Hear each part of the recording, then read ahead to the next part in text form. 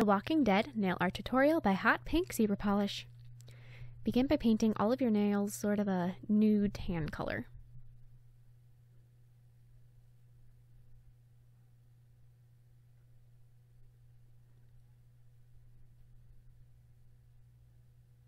On your ring nail, in the upper area of the nail, I'm going to begin by just adding a layer of tan paint, and I'm just going to leave out the space around the eyes, and I'm going to add some gray.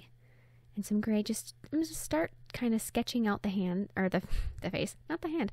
And so blend that out with tan paint. I'm going to add some darker gray. And during this, I'm going to try and work as fast as possible so that all layers of paint stay wet and so that they blend really nicely together. So then to highlight, I'm going to highlight the forehead and then down the nose. I'm going to be using some white paint for that. And I'm just going to keep layering on different colors until I have the effect I'm going for. And you also really want to make sure that you highlight the cheekbones. All of that bone structure you want to be really prominent because the zombie's skin has sunken over it, so you want it to be really bright looking. And then also low light with darker gray underneath the cheekbones just to give more of that high and low effect.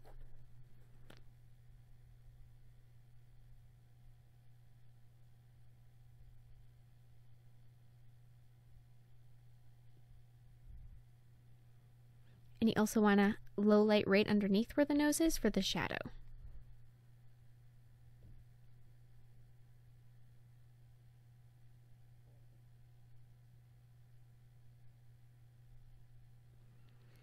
So then in the tip area of your nail, I'm going to start by just painting that red. Ugh, I can't think today. Anyways, and so then once you have that red paint on there, again, we're working with it wet. I'm going to be using some darker red and just sort of swirl it together. This will create kind of a stringy flesh sort of look. And then add some darker charcoal in the middle where the center of the mouth goes in. I'm going to touch up the nose and just keep layering paint as I have been. So then I'm going to paint where the eyes are with white. And I'm going to keep them fairly thin so they look kind of squinty. And then I'm going to add some red in the eyes to make them look sort of bloodshot.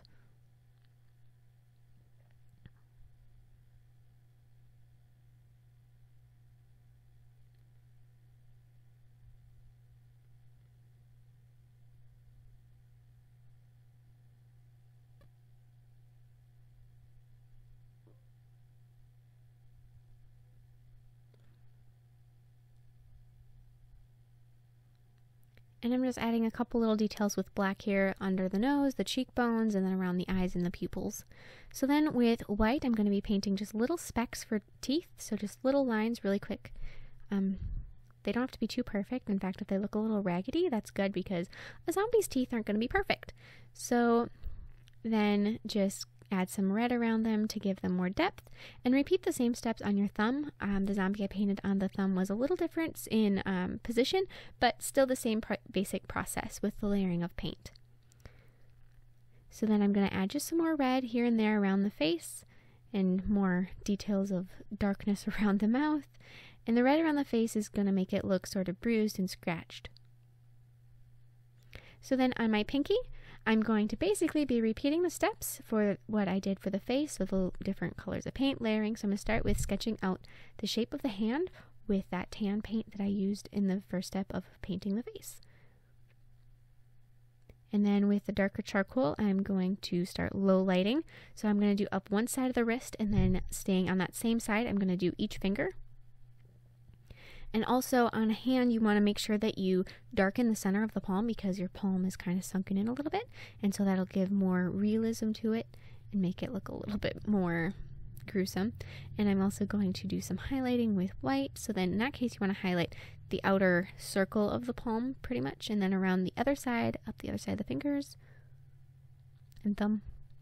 And just keep layering on different colors until you have the exact effect that you were going for.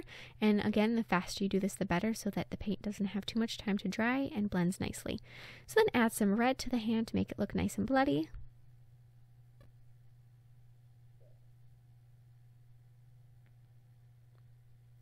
And then because the hand is against that tan background, it doesn't show up nearly as well as I would like it to, I'm going to do a really fast outline.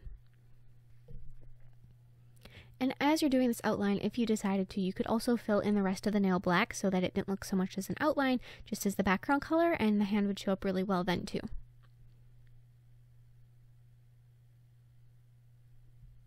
So then on the pointer nail, I'm going to be painting W-A-L in the top half area of the nail. I am going to leave just a little gap by the cuticle where I'm going to be adding the word the later on. So first, just staying in the top half of your nail, you're going to want to write W-A-L, starting with the A in the center. That way your letters all have the same amount of space across the nail. And my W looks a little wonky. Mind you, I'm painting around a camera, so I can't really see it. And then beneath that, paint D-E, and you want the D and the E to be in a larger print than the W-A-L. So that's why it's 2 letters in the same amount of space that 3 letters occupies.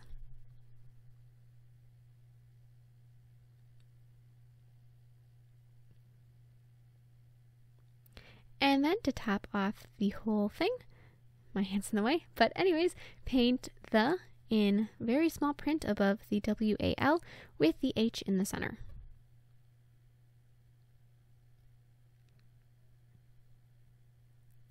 And then on your middle nail, I'm going to be painting king, basically, in the top half of my nail, so it'll line up with the W-A-L, so altogether you get walking.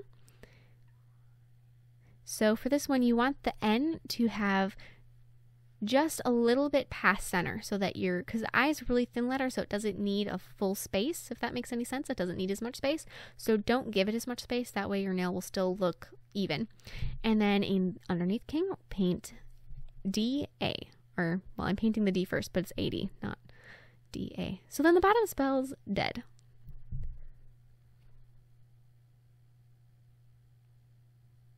And of course, add a layer of top coat.